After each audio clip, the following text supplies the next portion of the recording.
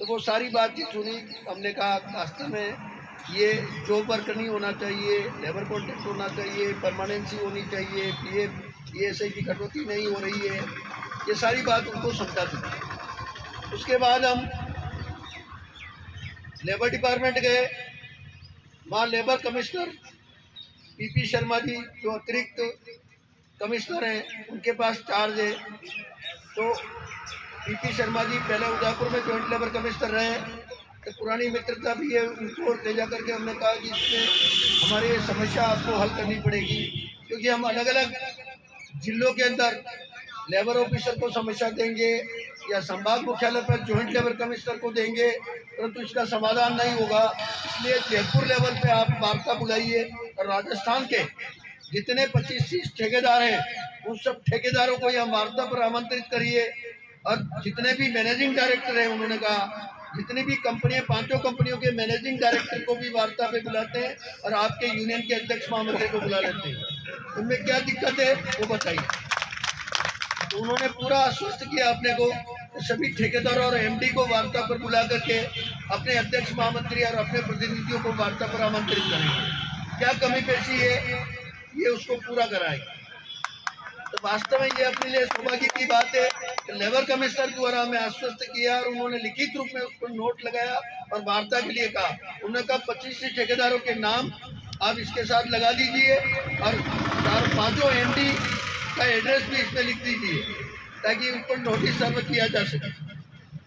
तो वास्तव में एक बहुत बड़ा काम इतने समय तक नहीं हुआ, वो काम आज लेबर कमिश्नर के माध्यम से हुआ। फिर उसके बाद हमने कहा कि employees compensation act 1923, workman compensation act 1923 जो है, उसके अंदर पहले 8,000 का था।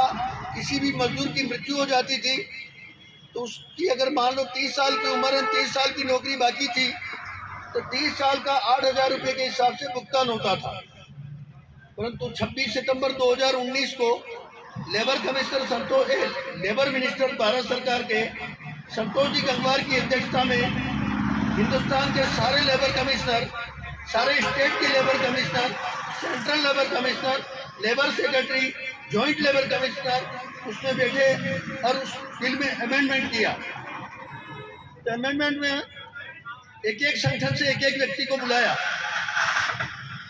पूरे हिंदुस्तान से इंटक का एक प्रतिनिधि था, बीएमएस का एक प्रतिनिधि था, सीटू का एक प्रतिनिधि था, और बीएमएस के प्रतिनिधि के नाते मेरा सौभाग्य मिला कि मैं भारत की पूरे हिंदुस्तान की तरफ से बीएमएस की तरफ से एकमात्र प्रतिनिधि था।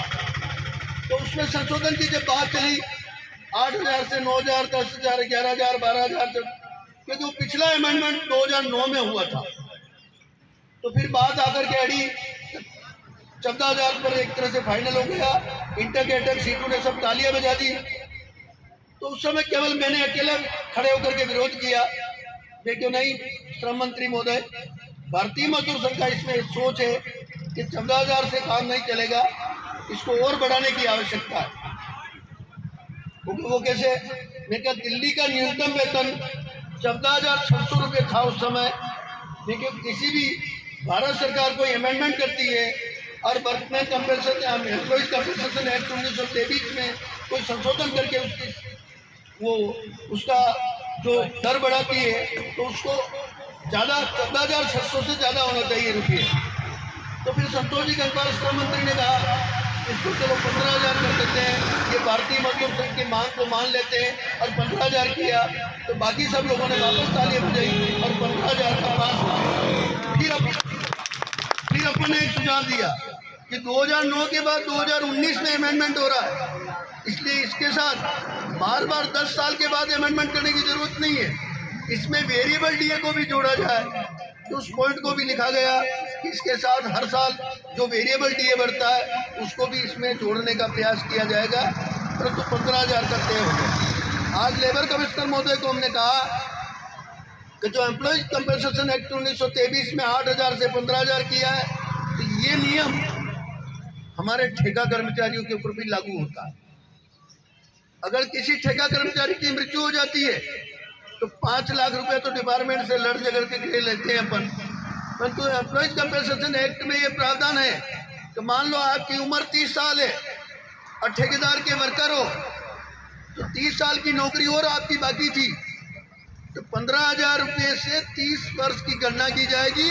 उतना कंपनसेशन एक्ट के अनुसार आपको मुआवजा मिलेगा, जिसका केस लेबर डिपार्टमेंट में लगेगा। तो ये पीपी शर्मा जी से कहा, उन्होंने कहा इस प्रकार के कोई केस है जिनकी डेथ हो गई, उनको आप केस लगवाइए, मैं उनको पैसा दिलवाऊंगा। ये लेबर कमिश्नर साहब ने कहा।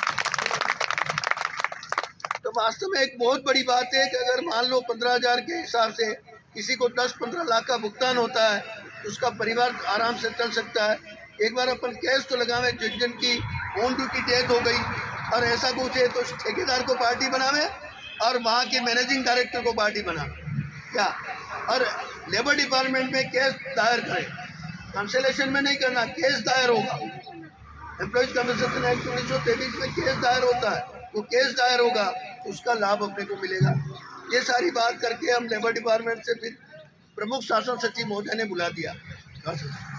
उनके पास सारे प्रतिनिधि मंडल, आपके अध्यक्ष महामंत्री, महासंघ के महामंत्री जरा भाई साहब केलाटी के नेतृत्व में हम सब लोग वहाँ गए और जाकर के उनसे एक एक पॉइंट पे वार्ता की।